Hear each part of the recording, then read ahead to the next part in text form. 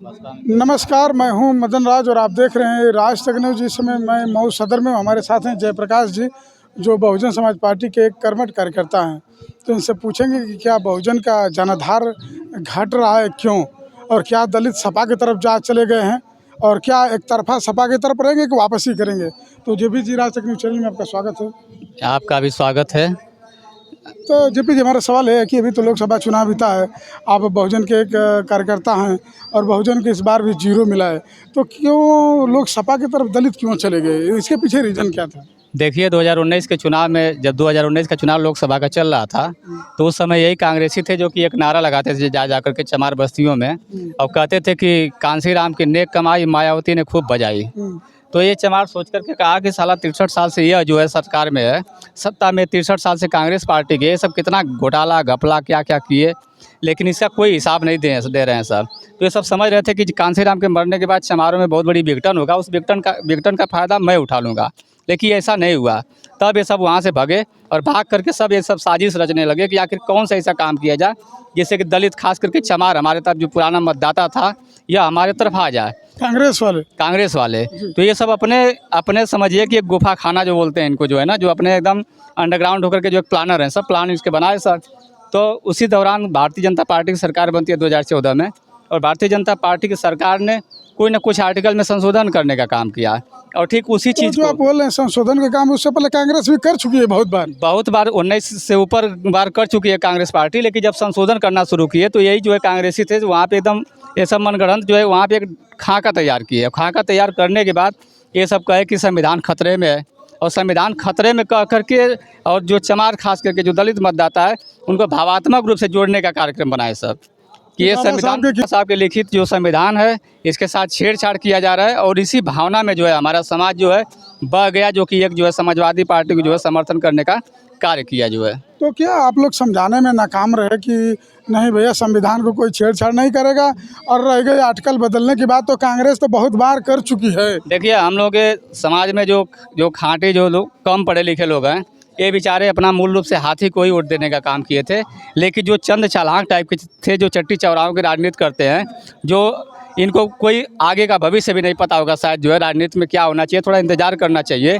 और ऐसे ही लोग जो है बरगला करके और इस चमार समाज का, दलित समाज का वोट जो है समाजवादी पार्टी को दिलवाने का ये लोग कार्य किए। तो बहुत लोग आप सोच रहे थे, हम लोग गांव-गांव में जा रहे थे, तो बहुत दलित भाई ये बोल रहे थे कि हम लोग को परिवर्तन चाहिए। तो परिवर्तन कौन सा चाहिए, आप लोग नहीं समझ पाए क्या? ये सत्ता परिवर्तन की लड़ाई तो ये सब लड़ रहे थे, लेकिन सत्ता परिवर्तन की लड़ाई से सब बहुत कई कोसों दूर थे। कांग्रेस पार्टी हो चाहे समाजवादी पार्टी हो, यह आप 40-50 सांसद लेकर के सत्ता परिवर्तन तो कर नहीं सकते। और यह सिर्फ सत्ता परिवर्तन को छोड़िए, यह सिर्फ जो है संविधान को लेकर के, आप जो इसे नरेंद्र मोदी ने जो है, मोदी सरकार ने पूरे देश में कोई ऐसा क्षेत्र नहीं होगा जो कांटेक्ट पे नहीं होगा। आज पूरे क्षेत्र में मैं बता रहा हूँ आपको, आपके चैनल के माध्यम से, कि सरकार के पास एक भी जहाज नहीं है, लेकिन एयरपोर्ट का फीता आए दिन कट रहा है। ये किनके लिए कट रहा है?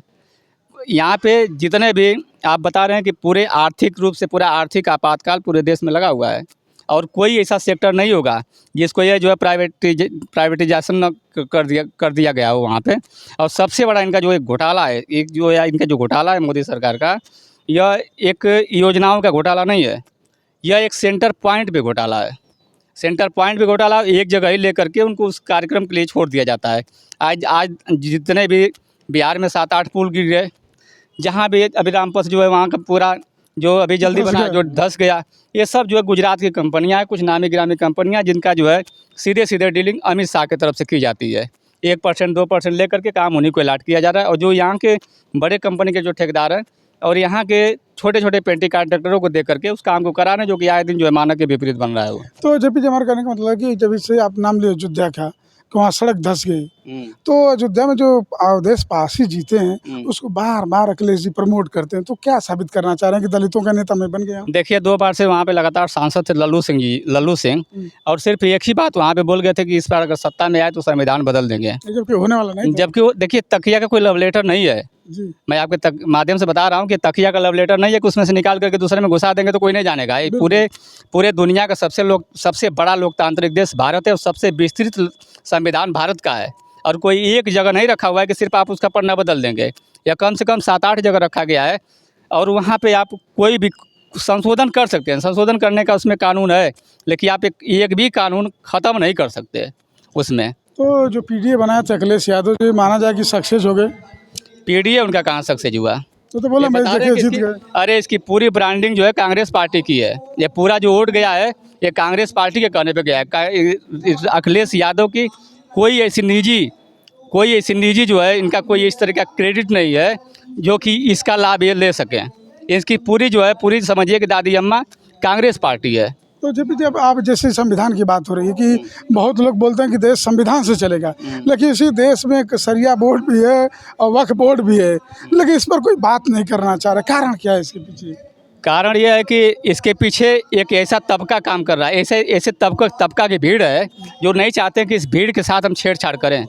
समझ रहे हैं? यानी उनको वोट से मतलब है। उनको सिर्फ वोट से मतलब एक है। तरफ दलितों को तो संविधान खतरे में दिखा रहे हैं, दूसरी तरफ लॉ बोर्ड है, तो सरिया बोर्ड है, हाँ। वक्फ बोर्ड है, इसके बारे में कोई बात ही नहीं करता। अब इनको जो है डरा रहे हैं, उसके शरीयत के मुताबिक दिखा रहे हैं, लेकिन इधर कानून की पाठ पढ़ा रहे हैं। कानून का पाठ पढ़ा रहे हैं। तो मैं सीधे सीधे ये कह रहा हूँ कि सिर्फ जो है पूरे देश में एकमात्र धर्म ग्रंथ है भारतीय संविधान। बिल्कुल। आप किसी भी पंथ को मानिए, किसी भी धर्म को आपकी मर्जी है। मानिए, ये आपके चौखट के अंदर के नियम के कानून में आता है। घर के अंदर आप लेकिन जो भी चौराहे पे जब भी निकलते हैं संविधान यार, या संविधान के दायरे में होते हैं। यही बात सिर्फ समझने और समझाने की बात है। लेकिन दलित भाई समझ नहीं पाए। लेकिन दलित समझ रहा है इस चीज़ को, पछता रहा है, आज की डेट में पछता रहा है, वो मरा वोट नहीं है। देकर समाजवादी वो समाजवादी पार्टी को वोट देख करके पछता रहा है, मरा नहीं है, मरकटिया घाट नहीं गया है। वो अपना पछता रहा है, और पछताने के बाद वो एक सोच रहा है बैठ करके कि अब करे तो करे क्या, और यह फिर पुनः वापसी होगी इसकी। तो हमारा सवाल एक और है कि चंद्रशेखर रावण क्या बहुजन का नुकसान कर रहे हैं? अब देखिए, तो कहने में कोई दो राय नहीं है। बहुजन समाज पार्टी के लिए रावण बन सकता है चंद्रशेखर, अगर ये बहुजन समाज पार्टी के जो हमारे नेता हैं मायावती जी, ठीक है, उनकी अवस्था हो गई है, 70 में आने की उम्र हो गई है। तो आनंद एक भी जी महिला तो है ना, आनंद जी लेकिन भी तो। आनंद को लगा करके जिले स्तर पे कार्यक्रम कराना शुरू कर देना चाहिए, क्योंकि भारतीय जनता पार्टी चुनाव हारे या जीते उसके अगले दिन उसका कार्यक्रम सेट होता है। बिल्कुल। लेकिन हमारा एक सवाल और है कि आनंद जी को बीच में हटा दिया गया था, इसका नुकसान हुआ बहुजन?